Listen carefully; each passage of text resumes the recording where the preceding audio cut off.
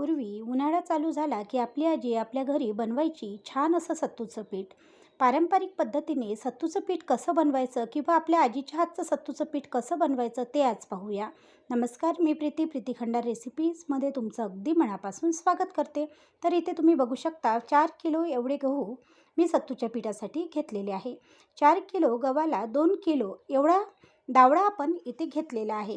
डाळीऐवजी आपण इथे चण्याची डाळसुद्धा वापरू शकतो. आजीच्या हातचं सत्तूचं पीठ बनवण्यासाठी इथे बघा, मी 4 किलो एवढे गहू एका भांड्यामध्ये घेऊन घेतलेले आहे. 4 किलो गहू इथे मी निसून पुसून म्हणजे इथे स्वच्छ करून असे गहू मी घेतलेले आहे. आता या गंजामध्ये आपल्याला पाणी घालून घ्यायचं आहे. पाणी घालून घ्यायचं आहे आणि हे जे गहू आहे ते स्वच्छ असे 2 ते 3 पाण्याने आपल्याला धुवून घ्यायचे आहे. जेणेकरून याच्यामध्ये असलेला कचरा किंवा धूळ वगैरे जर काही असेल तर ते स्वच्छ अशी निघून जाईल.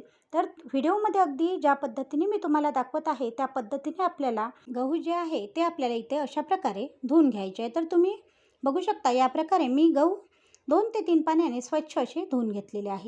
गहू स्वच्छ असे धुवून घेतल्यानंतर आता आपल्याला इथे एक कॉटनचा कपडा लागणार आहे. कॉटनचा कपडा अशा प्रकारे चाळणीमध्ये टाकायचा आहे आणि त्याच्यावरती आपले हे जे गहू आहे ते असे पूर्णतः टाकून घ्यायचे आहे. इथे आपण आपले जे गहू आहे ते ओलवून घेत आहे. गहू कसे ओलवायचे याचा सविस्तर व्हिडिओसुद्धा मी यूट्यूबवर टाकलेला आहे. तुम्ही तो सुद्धा व्हिडिओ जाऊन पाहू शकता. या प्रकारे बघू शकता पूर्णतः जे गहू आहे ते मी अशा प्रकारे या चाळणीमध्ये कॉटनच्या कपड्यावर काढून घेतलेलं आहे. आता आपल्याला काय करायचं तर पूर्णतः गहू टाकल्यानंतर आता आपल्याला यातला एक गाठ पाडायची आहे. गाठ पाडून घ्यायची आहे आणि गाठ पाडल्यानंतर 6 ते 7 तासासाठी आपल्याला हे जे गहू आहे असेच बांधून ठेवायचे आहे. आपल्याला या गव्हाची अशा प्रकारे एक गाठोडी बांधायची आहे. त्याच्यावर एक ताट झाकण ठेवायचं आहे. ताट झाकण ठेवल्यानंतर एक जो खलबत्ता असतो तो याच्यावर ठेवून द्यायचा आहे. जेणेकरून आपल्या गहू जे आहे ते छान असे ओलवल्या जाईल. अगदी ज्या पद्धतीने मी तुम्हाला व्हिडिओमध्ये दाखवत आहे त्या पद्धतीनेच आपल्याला सर्व काही करायचं आहे. गहू आपण इथे छान जर ओलवून घेतले तर आपलं जे सत्तूचं पीठ आहे ते खूप असं चवीला चविष्ट बनतं. पूर्वीच्या काळी गहू जे आहे ते छान असे ओलवून त्याला कांडून घेतलं जात होतं. म्हणजेच ते जे गहू आहे त्याचा कोंडा काढला जात होता. पण आज आपण गव्हाचा कोंडा बिलकुलच काढणार नाही. कारण की गव्हाच्या कोंड्यामध्ये भरपूर प्रमाणात असं फायबर असतं आणि फायबर आपल्या शरीरासाठी खूप असं फायदेशीर आहे. म्हणून आपण इथे गहू काढून घेणार नाही. तुम्ही इथे बघू शकता 6-7 तास झालेले आहे आणि आपले गहू छान असे इथे मोकळे झालेले आहे. तुम्ही बघू शकता उरलेले गहूसुद्धा मी अशा प्रकारे दुसऱ्या एका गाठोडीमध्ये बांधून ठेवलेले होते आणि ते सुद्धा छान इथे मोकळे झालेले आहे. म्हणजे आपले जे गहू आहे ते इथे छान ओलवून झालेले आहे. आता आपल्याला हे जे गहू आहे ते छान असे भाजून घ्यायचे आहे. गहू भाजण्यासाठी मी अंगणामध्ये एक चूल मांडलेली आहे आणि त्याच्यावरती एक गंज ठेवून त्या गंजामध्ये हे जे आपले जे गहू आहे ते मी छान असे ते भाजून घेणार आहे. गहू जोपर्यंत छान असे फुटत नाही किंवा जोपर्यंत गव्हाचा कलर चेंज होत नाही, जोपर्यंत गहू हे पूर्णतः लालवट पणावर येत नाही किंवा जोपर्यंत गव्हाचा पूर्णतः कलर चेंज होत नाही तोपर्यंत आपल्याला गहू इथे भाजून घ्यायचे आहे. गहू भाजणं झाले हे कशावरून समजेल तर गहू चटचट असे फुटायला सुरुवात होतात व त्याचा कलर छान असा चेंज होतो तेव्हा समजायचं की आपले गहू इथे भाजून झालेले आहे. तुम्ही व्हिडिओमध्ये पाहू शकता गव्हाचा कलर हा चेंज व्हायला सुरुवात झालेली आहे. आता गहू छान इथे भाजून झालेले आहे. आता आपण दावडासुद्धा छान असा इथे भाजून घेऊया. तर तुम्ही बघू शकता त्याच गंजामध्ये मी दावडासुद्धा घालून घेतलेला आहे. 4 किलो गहू त्याला 2 किलो दावडा हे प्रमाण व्यवस्थित असं होतं. आज मी 6 किलोचं सत्तूचं पीठ बनवणार आहे. 6 किलोचं सत्तूचं पीठ मी माझ्या घरी ऑर्डरसाठी बनवत आहे. भरपूर अशा ऑर्डर आहे आणि त्या ऑर्डरसाठीच हे सत्तूचं पीठ मी इथे आज बनवणं चालू केलेलं आहे.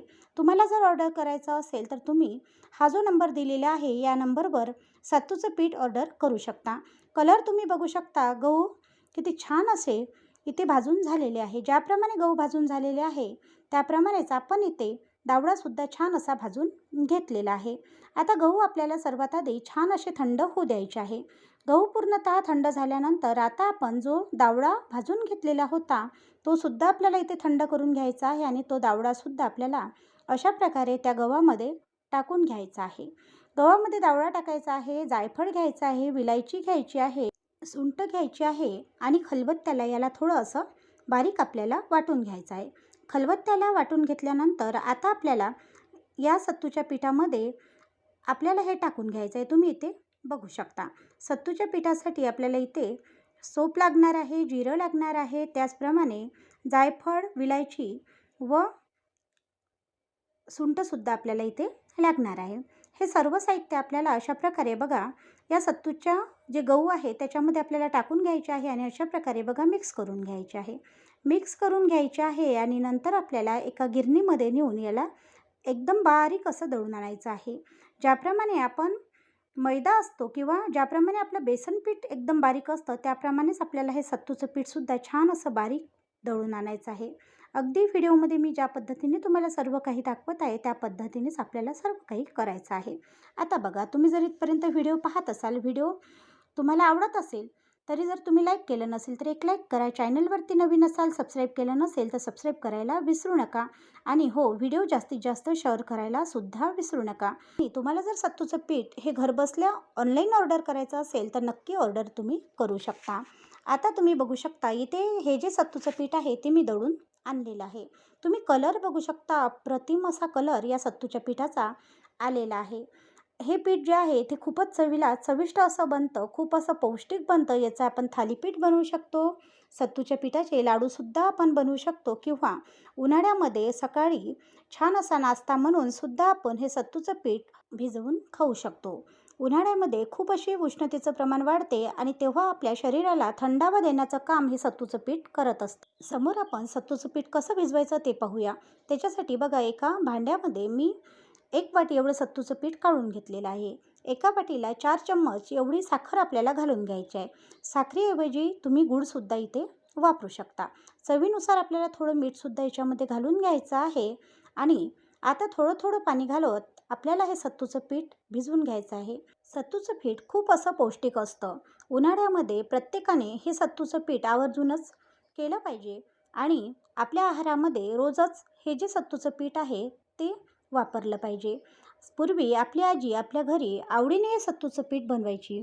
कालांतराने आता घरोघरी हे सत्तूचं पीठ बनवल्या जात नाही. म्हणूनच मी स्पेशली आजीच्या हातचं सत्तूचं पीठ हे तुमच्यासाठी घेऊन आलेली आहे. जर तुम्हाला ऑर्डर करायची असेल तर नक्की ऑर्डर करायला विसरू नका. आणि हो, आजची ही रेसिपी तुम्हाला कशी वाटली ते सुद्धा मला कमेंट करून कळवायला विसरू नका. व्हिडिओ थोडा जरी आवडला असेल तर जास्तीत जास्त शेअर करायला सुद्धा विसरू नका. आजची ही सत्तूच्या पिठाची रेसिपी पाहून तुम्हाला तुमचं बालपण आठवलं का हे सुद्धा मला कमेंट करून कळवायला विसरू नका. आणि तुम्ही इथे बघू शकता अशा प्रकारे हे जे सत्तूचं पीठ आहे ते आपण भिजवून घेतलेलं आहे. आता हे जे सत्तूचं पीठ आहे हे सकाळच्या वेळी तुम्ही नाश्त्याच्या वेळेस सुद्धा खाऊ शकता किंवा जर तुम्हाला अधामधात जर दिवसात कधीही भूक लागली असेल तेव्हासुद्धा तुम्ही साखर किंवा गूळ टाकून हे सत्तूचं पीठ अशा प्रकारे भाजून नक्कीच खाऊ शकता. आजचा व्हिडिओ थोडा जरी आवडला असेल तर जास्तीत जास्त शेअर करा, लाईक करा आणि हो, प्रीती खंडार रेसिपीला जर सबस्क्राईब केलं नसेल तर नक्की सबस्क्राईब करायला सुद्धा विसरू नका. धन्यवाद.